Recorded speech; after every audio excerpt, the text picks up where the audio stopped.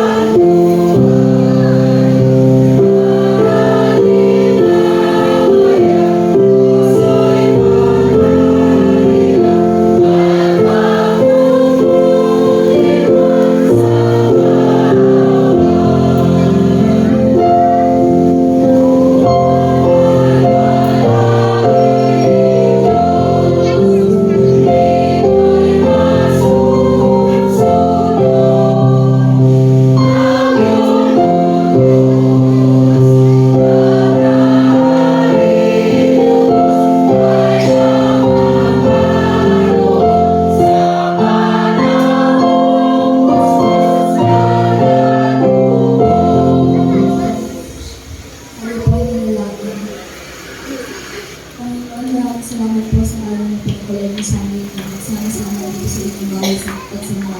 Maraming salamat po sa patuloy na pagbabayad at pag-iingat niyo sa linggong nataan sa amin, Lord. Gabayan niyo po ang pagkahandog ng mensahe sa amin at maramdaman po nawa namin ang pasensya na sa pangalan ng Jesus.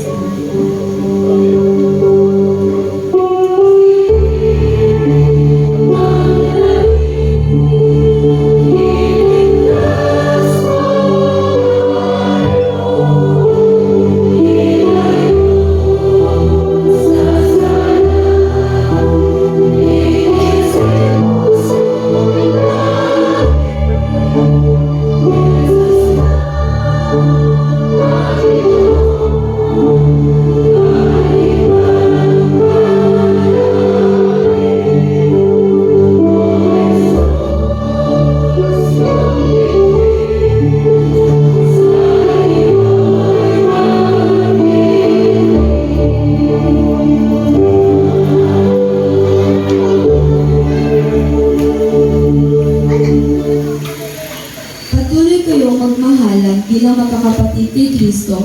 Palaging maging bukas ang inyong mga tahanan para sa mga taga-ibang bayan. May ilang tao noon na nakapagtuloy ng mga anghel, hingit sa kanilang kaalaman. Alalahanin ninyo ang mga nakabilanggo na parang kayo nakabilanggo rin kasama nila. Gamayan din ninyo ang mga pinagmamalupitan na parang kayo dumaranas din ng ganun.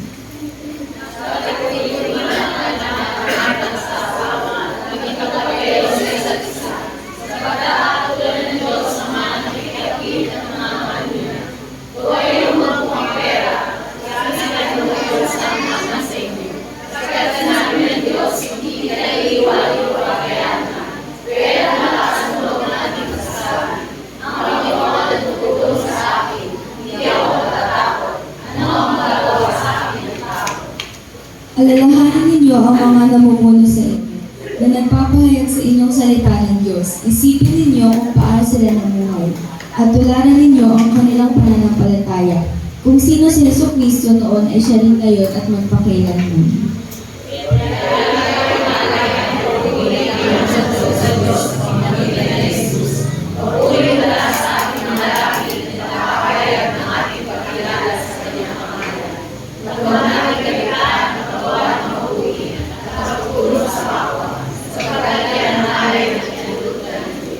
Pakinggan po natin ang awit ng mga bata.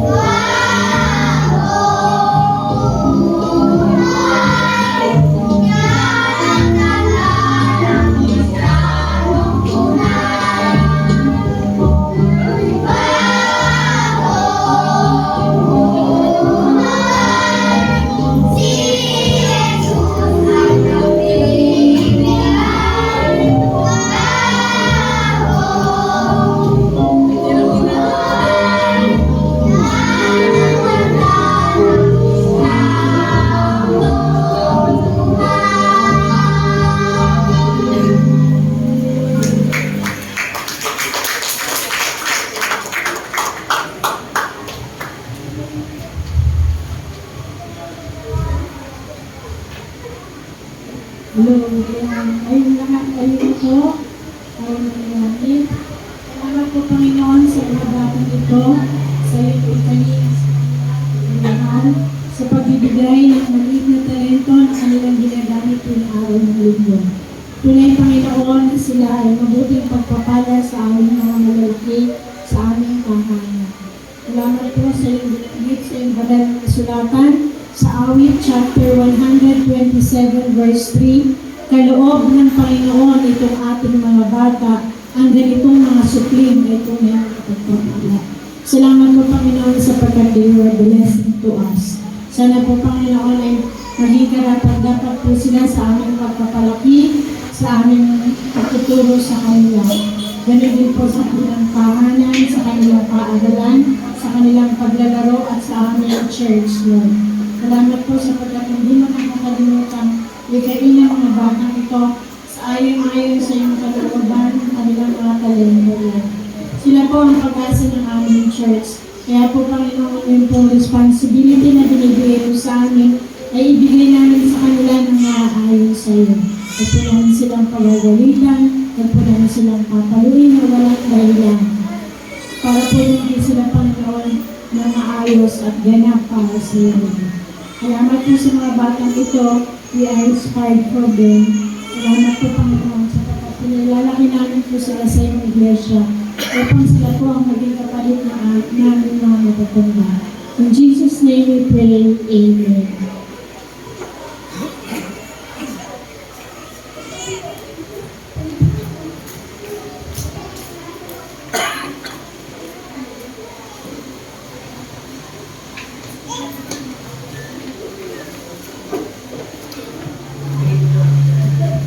Sige po, dito sa mga sulat ni Lucas, talata 14, wala talagang 1 hanggang 14. Pinagaling ni Jesus ang lalaking may manas. Sa araw ng pamamahinga, si Jesus ay inanyayahang kumain sa bahay ng isang pinuno ng mga Pariseo at binabantayan nilang mabuti ang kanyang mga kilos. Lumapit kay Jesus ang isang lalaking may manas. Kaya tinanong niya ang mga Pariseo at ang mga dalubhasa sa kautusan. Naaayon ba sa kautusan ang magpagaling sa araw ng pamamahinga o hindi? Ngunit, hindi sila uminig. Kaya hinawakan ni Jesus ang may sakit. Pinagaling ito at saka pinauwi. Pagkatapos ay sinabi niya sa kanila, kung ang inyong anak o ang inyong baka ang mahulog sa balon, hindi ba't iaahon ninyo ito kaagad kahit araw ng pamamahinga?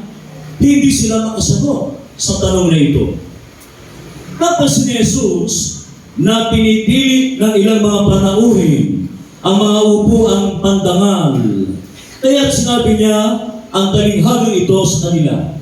Kapag inanyayahan ka sa isang kasalan, huwag kang uupo agad sa upuang pandangal. Baka may inanyayahang mas kilala kaysa sa iyo. Baka lapitan ka ng nag-anyaya sa inyong dalawa o sabihin sa iyo, maaari pang ibigay mo ang upuang iyan sa taong ito. Sa gayon, mapapahiya ka at doon ka upo sa pinakaabang upuan. Mabuti pa kapag inanyayahan ka, doon ka muna maupo sa pinakaabang upuan. Kapag lumapit sa iyo ang nag-anyaya at kanyang sinabi, kaibigan, dito ka sa kabisera.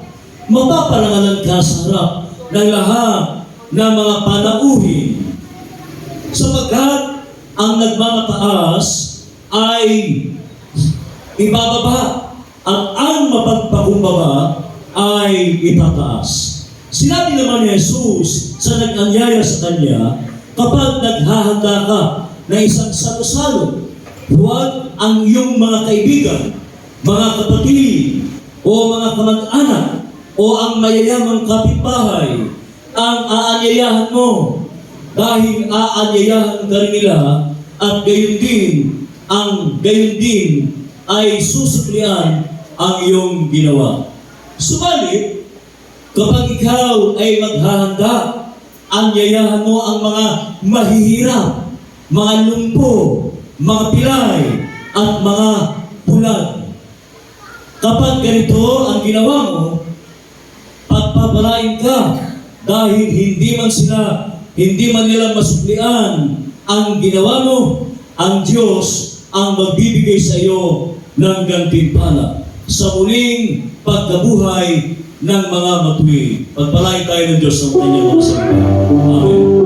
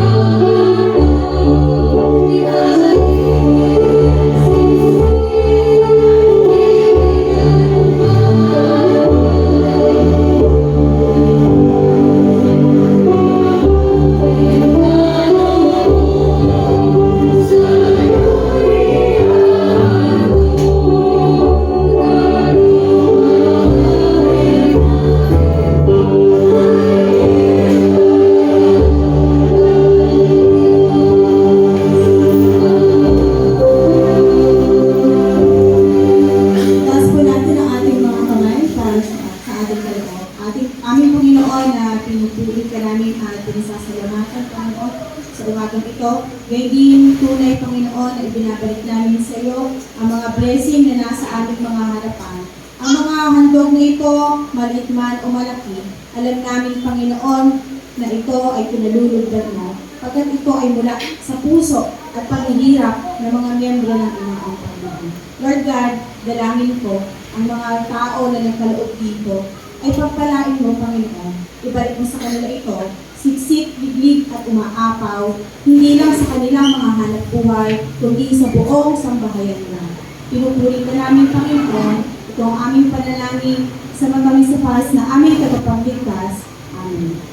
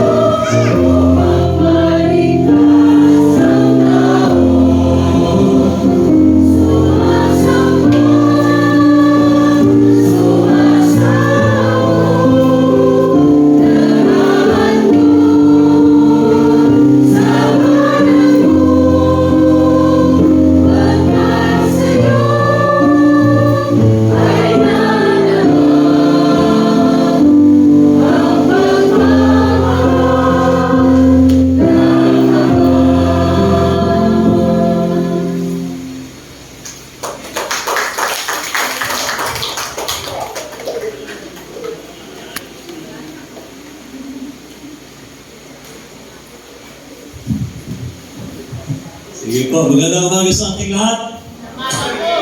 Napapansin niyo ba na alin po? Parang bago yung mic natin, parang ano? Parang. At saka parang may bagong ano tayo sa likod. Mixer. Alam po, ayan yung pagkasunod niyan ay aircon na. Yo! Alam po naman. Sige po.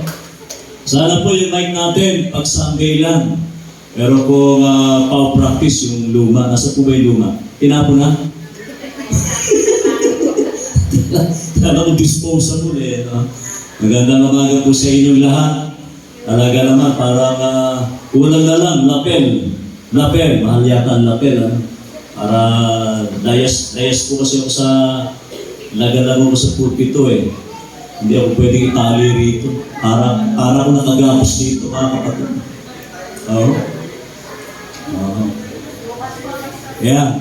Inikilala natin si Alfred. Sino to? Si Alfred Cortez. Talapakan natin, may bisita tayo. 18 years old. Siya daw po ay in-invite dito ni Ate Ao. Tayo ka nga, iho. Ayun. 18 lang po yan. Single ka ba? Single ka pa?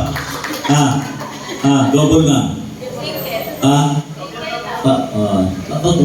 Hindi ko alam kung ano. Oo, hindi. Sige po. Welcome po, Kuya Alfred Cortez. Ano po yung si Dr. Joseph Cortez ng Kalumpit. Hindi nyo at karelate. Sige po. Dahil bago yung ating mic, yun ba yung mic na yan? Sabi ko po sa darating na linggo mga kapatid ay Santa Cena po natin. Aso nga ay siya nang ginawang patungan ng ating mixer. Yung po bang mixer, pwede nang kabit yung trompa. Iba pa po yan. Sa kanya ng trompa, may kabit sa harap. Nag-iintay na lang po ako nung dumadang kalakal. Baka may benta ko, kaya na ikabit natin yung mga kapatid. Baka may benta po sa kalakal yan. Mahilig pa naman kung magdadalampot ng kalakal. Pakiusap po, kaya sana na naisabay na, no? Alam ko, malaking halaga yan.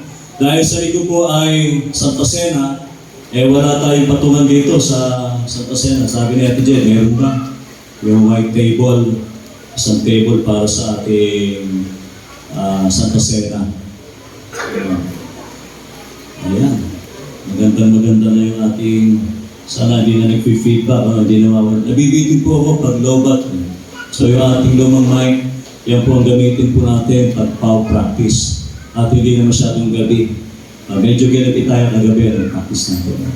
Para hindi rin tayo nakakabulabog sa paligid.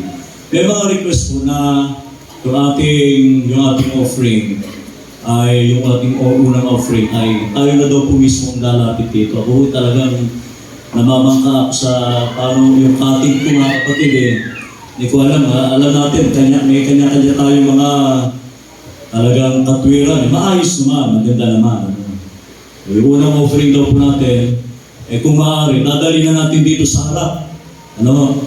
Gusto nyo ba pagbotohan natin? Those in favor of, kailangan pa tayo tumaan sa parliamentary procedure. Yung unang offering daw talagang lahat tayo ay tatayo. Pero binibigyan natin ng laya, isang itong basket, ilalakad yung isa para doon sa mga tatayo para mapagbigyan natin pareho. Okay po ba yun? Ito ay yung ilalakad. Yung gustong tumayo, yung wala pang rayuma, wala pang gout, pwede po kayong tumayo at maglakad. Ayan. Yes. Kahapon din po ay nakirami tayo, galing tayo sa Marta, alam mo, malayo. Maris kami dito, pasado alauna na, dumating kami dito, alas 6 na yata, alas 7. Pero para tayo papuntang Tagaytay. At tayo, dahil yung pong may bahay, ng inyong dating manggagawas, Pastor Ted Prunego, ay maris na. Martinez pala. Prunego pala. Iba pala yung Prunego. Martinez pala. Asawa ni Pastor Martinez. Rolando Martinez. Pinapaaga ko yung kamatay ni Pastor Ted. Last year lang pala yung malakas na malakas. Huwag po kayo matawag. Huwag kayo maganda. Malakas na malakas Pastor Ted. Nagtatata ang blipa. Isang araw, nakita ko sa circus eh. nagsisirkus pa. May bahay ni Pastor Rolando Martinez ay ano na at ating pakikirami, bagamat ilan lang kasama. Mahalaga lang po doon ay meron tayong representative na pumunta ron para sa ating pakikiramay.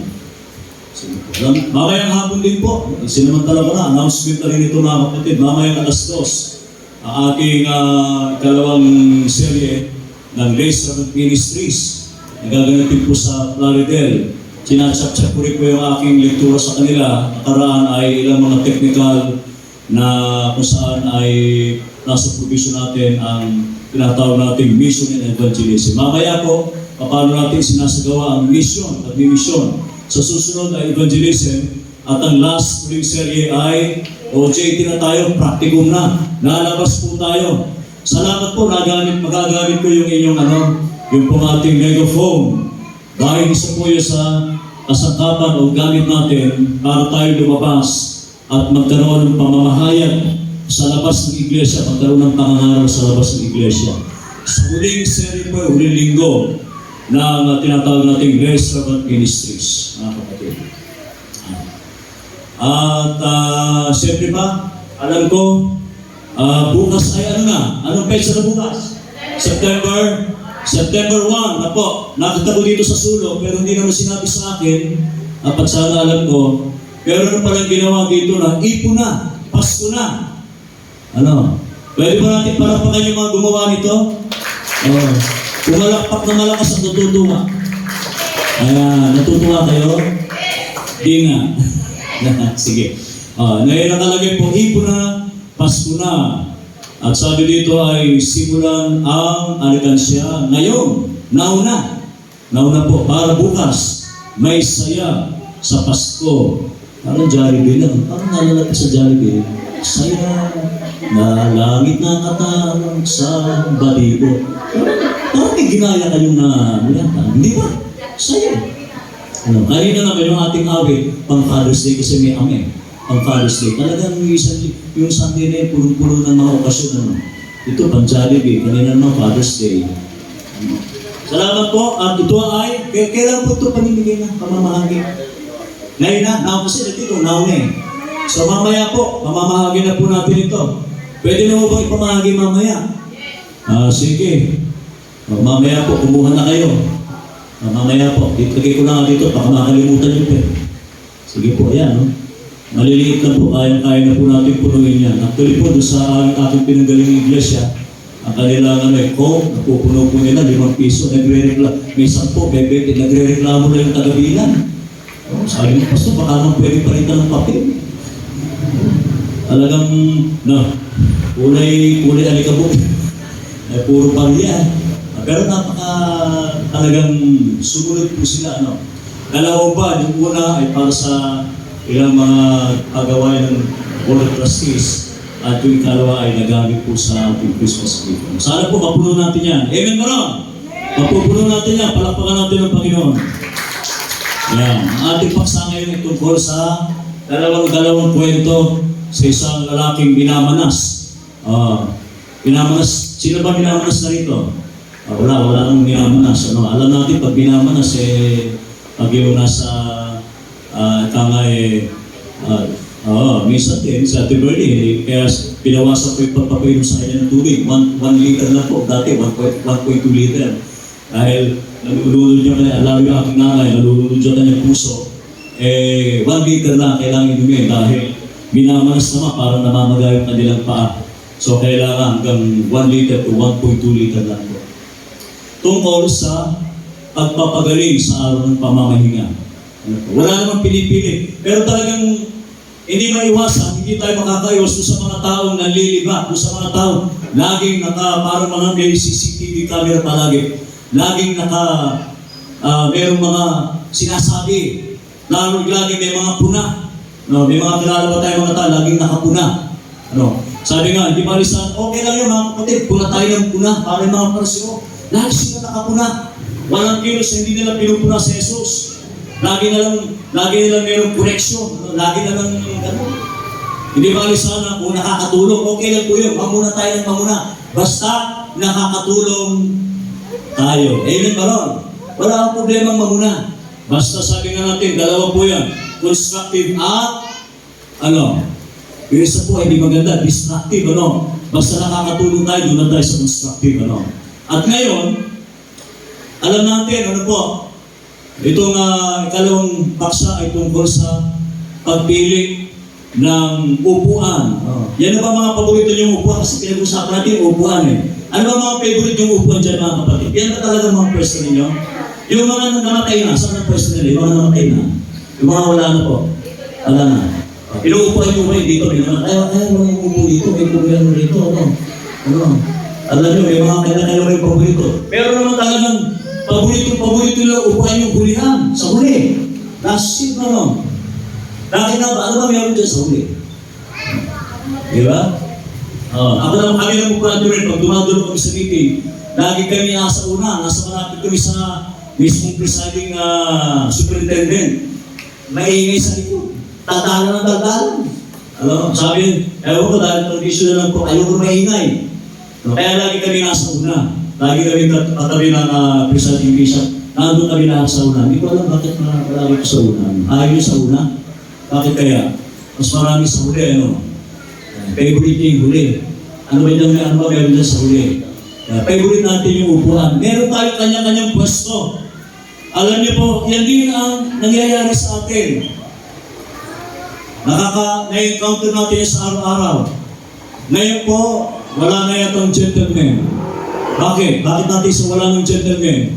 Pagsakay mo ng mga kababaihan, may nagpapaupo ko ba sa kababaihan? Pagsakay na sakyan? O may kanya-kanya kasi kanya-kanya na yung sasakyan hindi, wala nang rito na mamasaheros, Diba? Puso pa rin yun sa bus ngayon. Pagsakay ng mga kababaihan, walang magpapaupo. Patay Marisa sa Nagtulog-tulogan, di ba? Talaga naman. Kasi ang katwiran nila, nagbayad din naman sila ng pamasahe. Bakit sila magpapaupo? Di ba? Di ba? Ganyan ang kultura natin ngayon mga kapatid.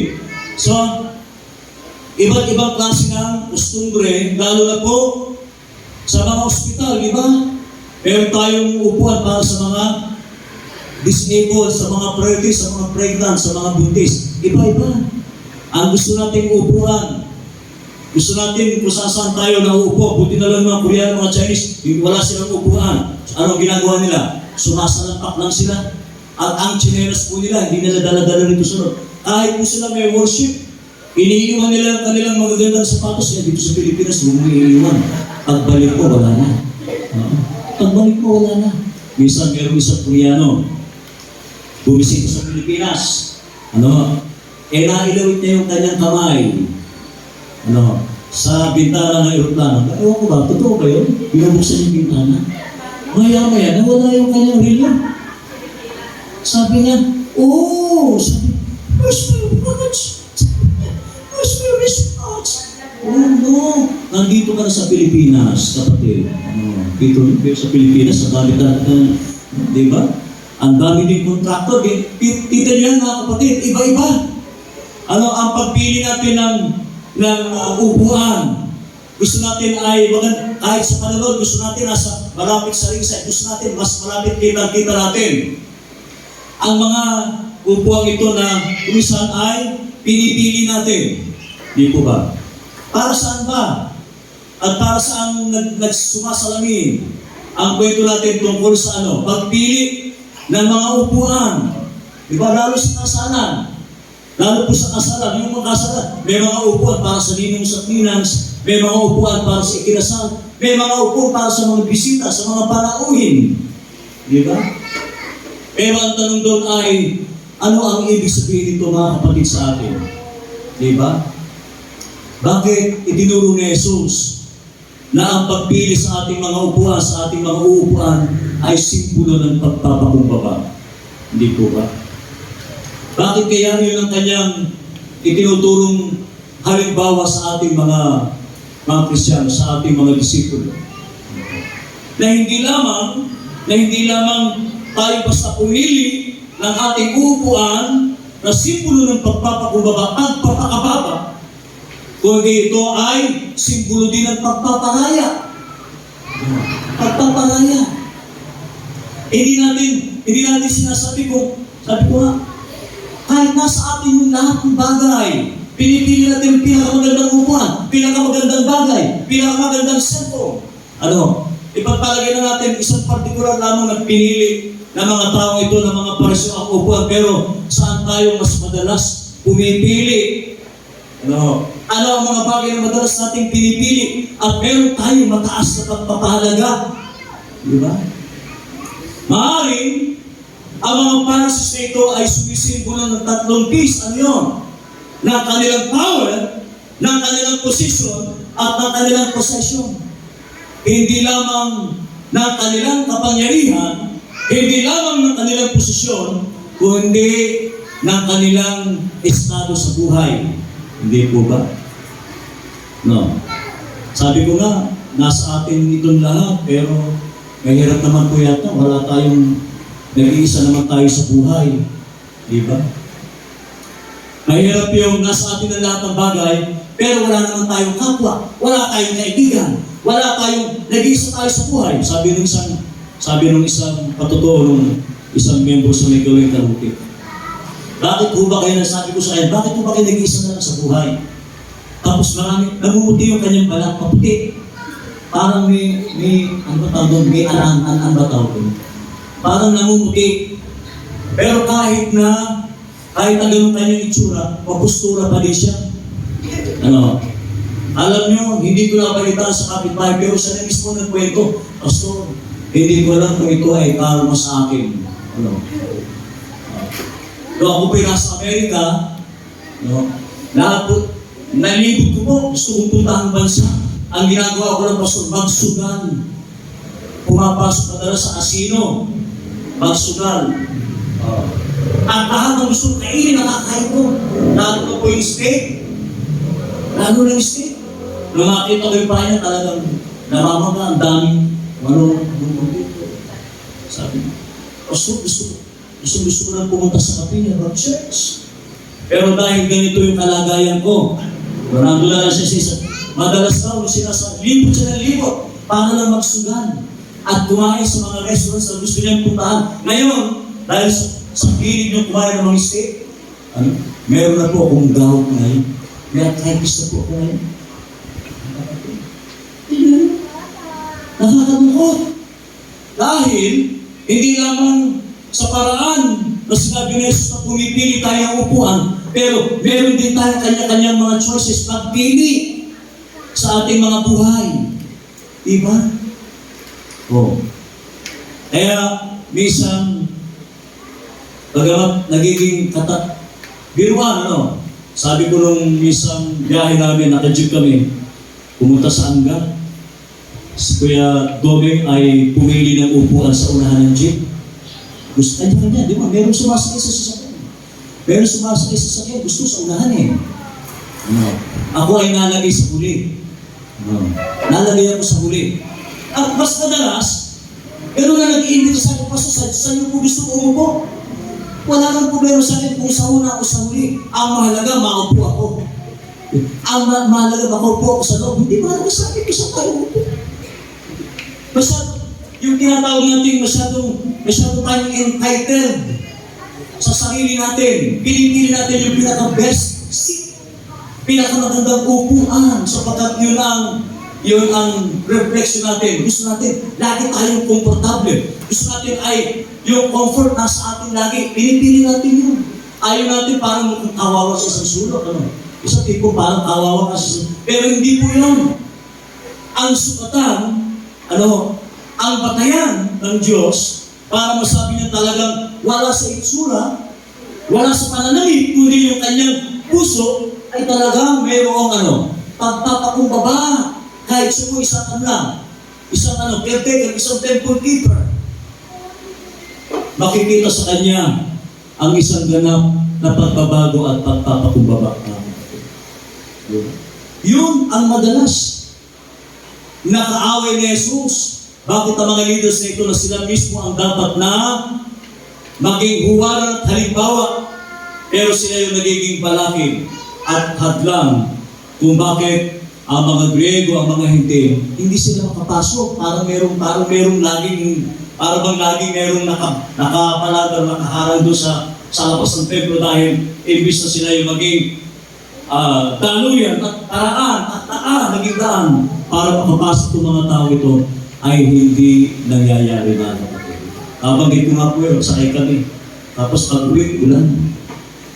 Nakasakay ako sa ulan. Umulan ngayon.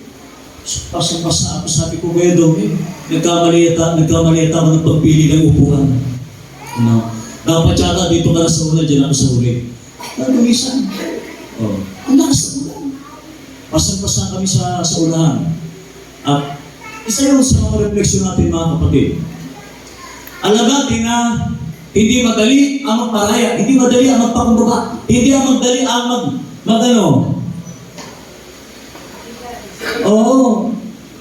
magbigay. Hindi madali. Dahil alam natin, meron tayong iniingatang pagmamahal at pagpapahalaga sa sarili natin, mga kapatid. Tignan mo yung katabi mo ngayon. Sige, tignan mo ang katabi mo. Ano ba yung tsura niya? Mababang loob ba yan? O mababang loob ba yan? O mukhang ano yan? Ano ba yung tsura niya? Mukhang maamong tupa ba yan? Maamong tupa? O maamong kambing? Maamong kambing. Diba? Nakikilala mo yung sa mukha? Kung maamong tupa? Kung mababang loob? Ano? Totoo ba yun? Pag mataas ang kilay? Lagi mataas ang kilay. Sino ba ito ang gawa ang kilay? Isang natunan ang kilay. Ay, sino ba yung ang kilay tatunan? Nakatato. Nakatato na yung kilay. Sino ba ito ang kilay nakatato na? Para daw hindi na nabubura, hindi na tatanggal yung balay yung ano dito, hindi na naalis sa tatanggal. Diba? Kapatid, ang pagpapakumbaba ay hindi nakikita sa kanyang estado, sa kanyang itsura, sa kanyang pananamit. Kundi ang pagpapakumbaba. Sabi ko nga, yung ating symbols kanina, ilan pa rin kaya sa ating lahat ngayon ang mayroong pagpapahalaga sa ating pagkakakilanlan. Ang mga Metodista, sabi yan, Metodista dahil siya ay binyagan dito, hindi po ba, ano? Pero ang pagiging Metodista ay maraming klase ng pagkakakilanlan sa atin. At ang tanong doon ay, hindi sa kanyang pagkakakilanlan, kundi sa kung ano ang kanyang tinatawag natin acts of service. Ano yung kanyang paglilingkod sa iglesia?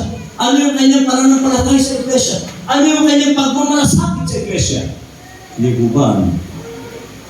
Katulad ng ating mga pinag-usapang proyekto po ngayon. Di ba? Ang dami-dami nating concern at malasakit. Hindi naman talaga papagsasabay-sabay. Hindi natin kaya pagkasing lang sa isang taon. Pero lahat tayo ay mayroong malasakit.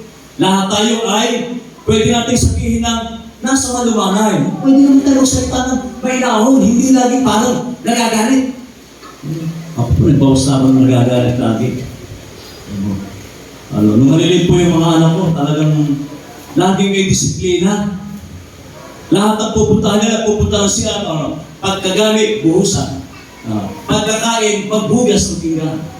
Ano pa ba meron? Bawal ang, pati yung bawal ang nakasimangot, naglagay ko sa bahay. Bawal ang nakasimangot, paglabas sa pinto, kaya paglabas sa pinto, nakangiti na. Yeah. Bawal ang nakasimangot. Diba? Ikaw ba yung katabi mo? Nakangiti na ba yan? Nakangiti na? Sino ba? Madalas po tayo nakasimangot, pag-isip po natin nakasimangot tayo. Diba? Mga kapatid, alam natin, napakahirap na itinuturo ko ni Jesus ang magpakumbaba, ang magparaya. Hindi po ba? Kasi lutong-luto ang damdamin ng tao sa pagmamataas.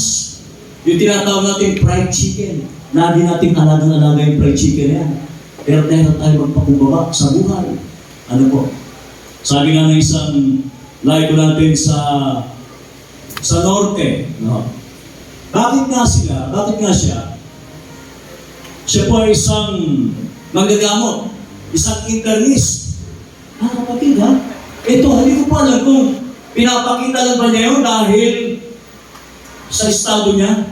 Pero bilang isang internist, Nagtuturo sa Sunday school. Nagtuturo sa mga bata. Ha? Hanggang alas 3 ng hapon ng linggo, nandun siya. Walang uwian. Ano po? Kahit may tumatawag ng pasyente. Kilala niyo si Dr. Maboran? Kilala sino nakakagang Dr. Maboran? Mahala Mateo Maboran. Hindi ko alam dahil yun ang paglilipod ng mga Mateo. Pero hanggang sa kanyang mga kaanak-anakan, kaapo-ulang dahil ang lola nila isang Japanese, isang manggagawa, isang doktora, pareho silang manggagamot. Pero bakit linggo? Talagang walang uwian hanggang alas 3 ng hapon.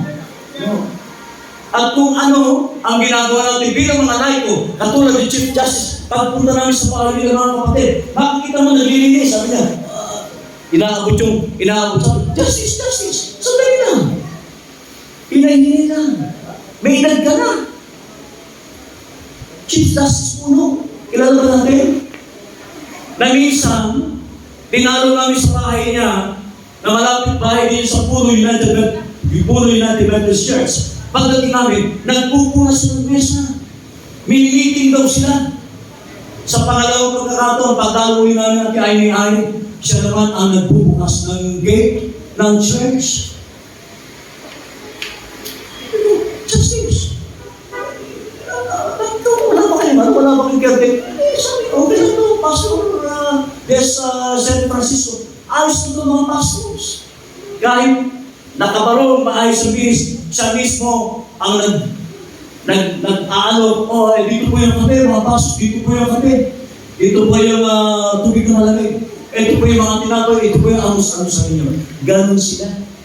Ganon ang isang nagpapakita ng magandang halimbawa ng pagpapakumbaba.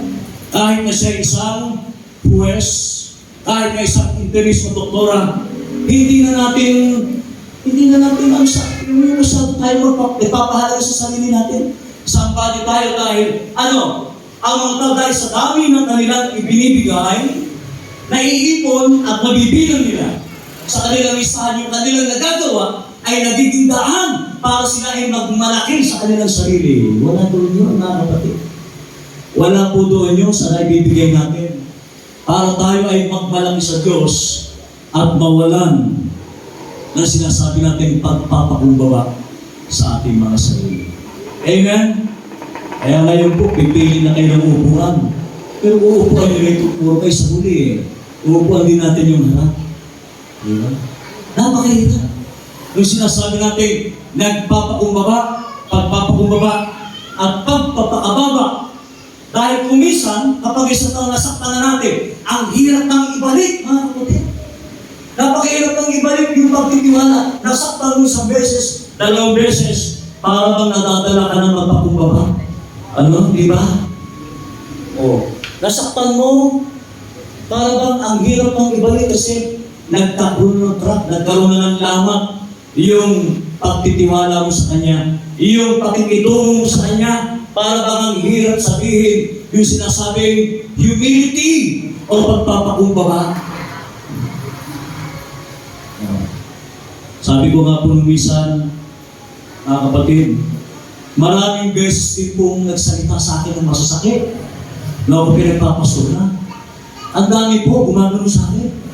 May nanunulot po, meron pa nag-amba ng bakit?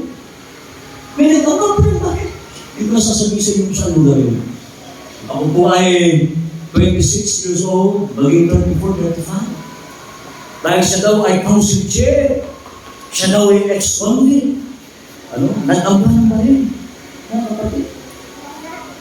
Hindi ako sumagot dahil kayo, paano ko sasagot kayo bakit? Ang ginawa ko na lang, ma'am, sir. Hindi ako sumagot. Sa gawin po yun, sa gawin ako. Sumisigaw ko sa meeting, sisigaw ko din. Pastor, paki-ikaw mo dito, armin dito. Pwede bang paki-alas po, paki-neutralize mo yung nangyayari. Siyempre, sige po. Hindi kami pwede sunod na. Aba, ako ang aging dito. Wag ako, hindi. Lalo tayo. Dito. Pwede natin sabihin yun. Bagaman sinasabi ng mga system, kapunta, executive. administrative pastor, executive eh. Pero hindi namin ipinangalangantakan yun. Alam mo? Eh di kung meron gano'n, bakit mo na nabili po pwede? Aba, ako pastor dito. Aba, mag-iingat kayo sa magsasalita. Narinig niyo ako magsalita na gano'n sa inyo. Sinabi ko na ako pastor dito. Mag-iingat po kayo sa magsasalita. Hindi. Kung sino man yung pastor na gumawa nun. Si may gumawa nun, wala mo siguro gumawa dito nun. Ano? Yung bang tipong di na kumisan sa aming magagawa ay pwede namin abusuin yun sapagkat may mga members na nadadala silang makitulong sa amin. Meron silang masamang karanasan sa mga manggagawa. Dahil kumisan kami hindi naman pare-pareho, hindi ko nilalahat na kumisan parang ang trato sa mga members ay utusan. Parang ang trato sa mga membro ay mababang kalidad ng kanilang paglilingkod. Ano po?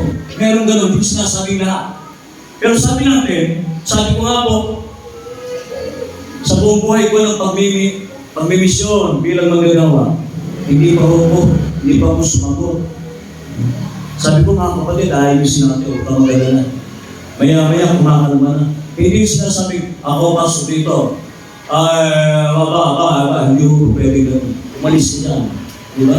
Sabi namin sa mga nag-a-apply ng mga pastor, kung ganyan ang stable nyo, lumayos kayo. Hindi kayo masaya.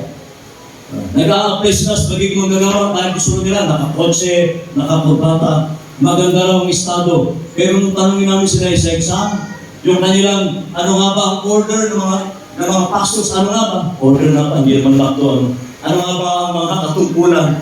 Wala silang mga sagot. Diba?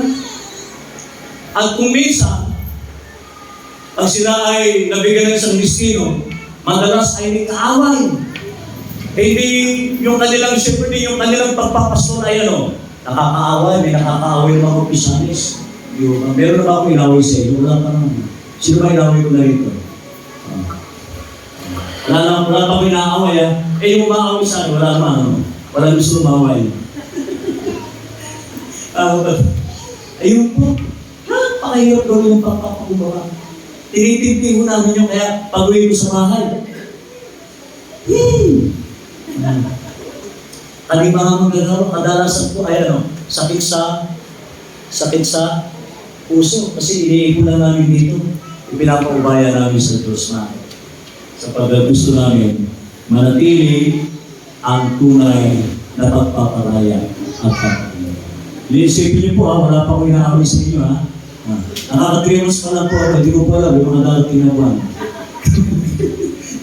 Mga kapatid, sige po, pagpalain tayo lahat at nawa ay laging manatili sa atin ang magandang katangian nito bilang mga kaalim sa iglesia, bilang kanyang mga tupa, sapagkat kung kaya inihalin tulad tayo sa mga tupa, yun yung pagiging maamo, yung pagiging mababa.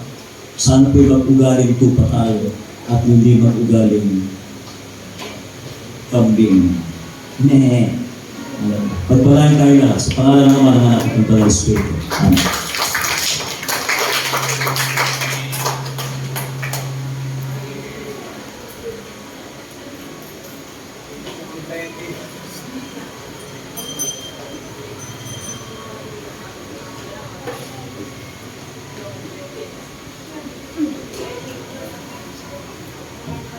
Yan, happy Sunday po. Wala po kasi akong nanganap na magte-testimony. Ako na lang. Pero hindi, pinaalala sa akin ng Panginoon yung ginawa niyang kabutihan sa akin. At gusto ko itong i-share para mahamon din po tayo na maging tapat sa ating mga tinatanggap sa mga blessings na binibigay ni Lord.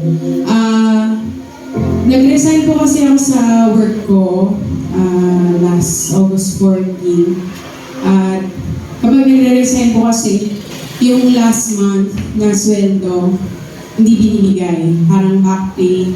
Kailangan mo munang ma-render or ma-turn over lahat ng mga dependencies mo bago ka ma-clear at mabigyan ng huli mong sahod na isang buwan.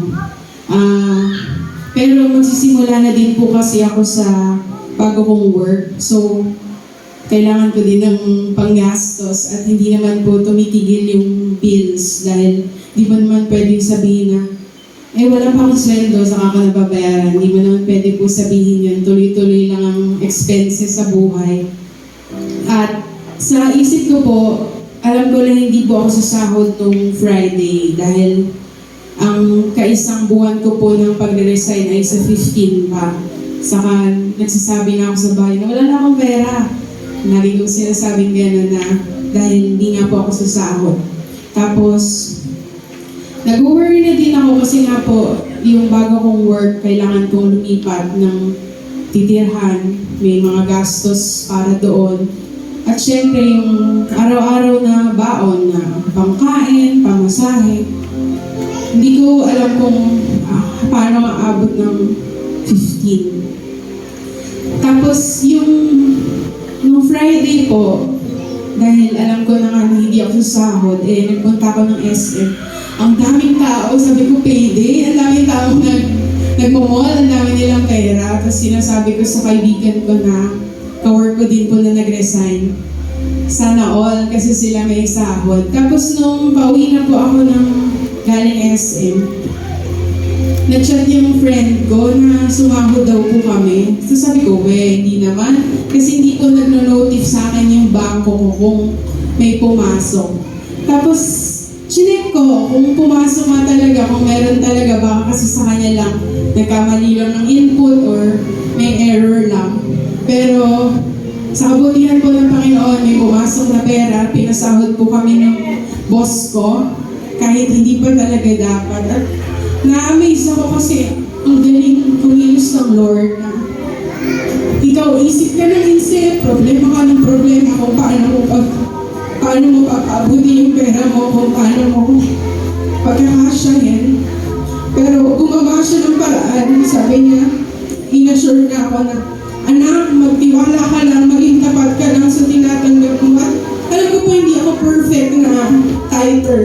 Hindi ako perfect na kung paano yung blessings na binibigay ni Lord. Alam ko, konti lang yun sa naibabalik ko sa Kanya. Pero dahil simula bata, trinay na po ako ni nanay na mag-tithes kahit nung nag-aaral ako medyo palpak, hindi ko naman nagagawa talaga. Pero nung nagkatrabaho po ako, pinilit ko talaga na maging tapat at naging burden sa akin na parang kasi isipin nyo, yung tithes na yun, dapat pamasahe ko na yun ng 1 linggo. Dapat baon ko na yun ng 1 linggo. Pero hindi tinatanggal ni Lord sa puso ko na, anak, para sa akin talaga yan. Ibigay mo sa akin yan. Ako ang bahala sa'yo. Ako ang magbibigay sa'yo ng lahat ng kailangan mo. At alam ko po na maliit lang na halaga yung binigay ni Lord. Pero yung pagiging tapat niya, yung pagiging mabuti niyang ama, yun yung pinakita niya sa akin, yun yung malaking blessing na na-realize ko na hindi kita kailanman papabayaan, hindi kita kailanman iiwan. Kasi, ano kita ako yung tatay mo, mayaman ako, hindi mo kailangan mag-alala. Sagot kita. Yun yung pinarealize sa akin ni Lord noong Friday, nung natanggap ko yung sahod ko. At sana ganoon din po tayo, alam ko na mahirap mabuhay sa mundong ito, maraming gastusin, maraming nagkakasakit, pero ibigay lang po natin yung sa Lord, pagkatiwala natin sa Lord yung para sa Kanya, at hindi niya tayo papabayaan. At yun lang po, maraming salamat sa Diyos sa kapatid.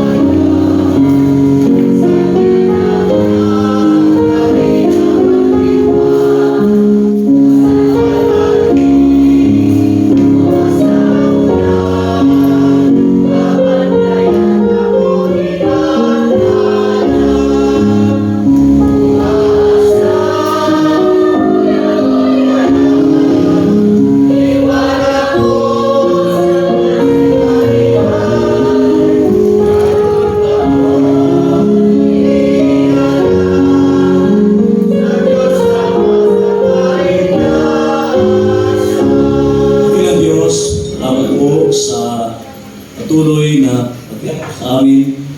Salamat po sapagkat ito ang aming paglilingkod ay patuloy na sisikap na ipagkatiwala, ibaba ang aming mga sarili, hindi lamang sa aming estado sa buhay, kundi maging ang aming puso ay talagang punong-puno ng pagpapakumbaba. Salamat po dahil muli niyo kaming pinaalalahanan na hindi dahil sa estado namin ay pwede na kaming magparati sa buhay. Hindi dahil sa narating namin sa edukasyon ay pwede na kaming magmalaki sa buhay. Anytime, dakilang Diyos, ay pwede mo yung bawin ito sa amin. Muli niyo, pwede niyong ibalik kami sa dati naming kalagayan. Salamat po dahil nakikilala pa rin namin kung saan kami nanggaling, kung ano ang buhay kami ngayon, kung anong pamilya na dapat naming balikan, kalingahin. Hindi dahil nasa maayos na kami ay pwede na kaming lumayo, pwede na kaming manlamig, lalo na sa iba't ibang kaugnayan namin sa isa't isa. Walang silbi ang buhay kung wala ang aming kapwa, kung wala naman kaming pakikipagkapwa, kung wala kaming koneksyon sa aming pamilya, sapagkat sila po ang aming pamilya, sila ang aming pinag-aalayan nito kung nasaan kami ngayon, ano ang narating namin sa buhay. Nawa po ay babago yung aming sistema, yung aming isipan, yung aming mentalidad, na kung ano ang aming narating ay walang makakaabot sa amin. Pwede na kaming dumistansya, pwede na kaming lumayo, pero hindi po ito ang karapat-dapat na pinag. Salamat po, patuloy na nagkakalo kahit na dumadanas ng iba't ibang krisis ang inyong mga anak. Namin pa rin sila, patuloy na ipinagkakatiwala ang buhay sa iyo. Namin lahat, sapagkat ikaw pa rin ang Diyos na hindi namin mababasa, hindi namin kayang bigyan ng limitasyon. Mas mataas ang iyong isipan, mas mataas ang iyong diskarte kaysa sa mga diskarte namin madalas ay nagmimitis. Mas madalas ang diskarte namin ay sumasablay. Subalit ang inyong panukala, ang inyong kalooban, ang inyong mga plano sa amin ay mas nakakahigit sa lahat. Dakilang Diyos. Salamat po. Dahil huwag namin ipagmalaki kung ano man meron kami. Alam namin pumipili kami ng mga bagay na makapagdadagdag ng aming moral, na minsan ay lumalabas nagyayabang kami, lumalabas ay parang nagmamataas kami. Gusto lang namin magmalaki sa iba, pero ang totoo noon ay ano man ang mangyari, kapag ito'y binawi mo sa amin, walang mangyayari sa amin. Babalik kami sa aming dating kalagayan, dakilang Diyos. Salamat po sa anumang halaga, sa anumang tithes nito, pledges nito, ibinabalik namin sa iyo, dakilang Diyos. Ang pasasalamat sa iyong lahat, maging ang buhay namin. Kaya huwag kaming magmalaki, huwag naming ipagmalaki ano man ang aming narating sa buhay, dakilang Diyos. Salamat po, patuloy na kagalingan, hindi lamang kalakas at kalusugan, hindi lamang ang mga material na bagay nito ang pwedeng makagaling sa amin. Higit sa lahat, ang inyong biyaya, ang inyong grasya na laging dumadating sa aming Panginoon. Salamat po, tulungan po ninyo kami sa lahat ng aming gagawin. Ang mga plano, ang mga programa, maging ang mga gampaling gawain sa Dulong Malabon Mission. Tulungan po ninyo kami, magpakita kami kung ano ang tunay na pagkakakilanlan namin, Panginoon Diyos. Ano ang aming trademark, ano ang aming mga simbolismo ng aming pagkatao, hindi sa kung ano ang aming pananamit, kundi makilala kami sa mabubuting gawa, pagtulong sa aming kapwa. Dakilang Diyos, yan po ang hinihiling nyo sa amin, dakilang Diyos, upang makita sa amin ang tunay na pagpapalaya at pagpapakumbaba. Salamat po muli. Ito ang aming samang dalangin sa pangalan ni Jesus. Amen.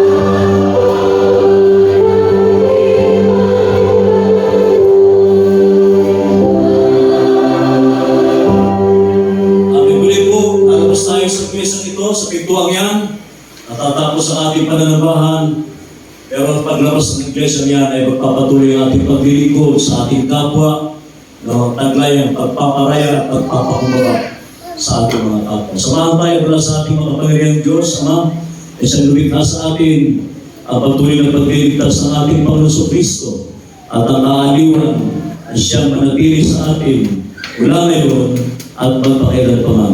Amen.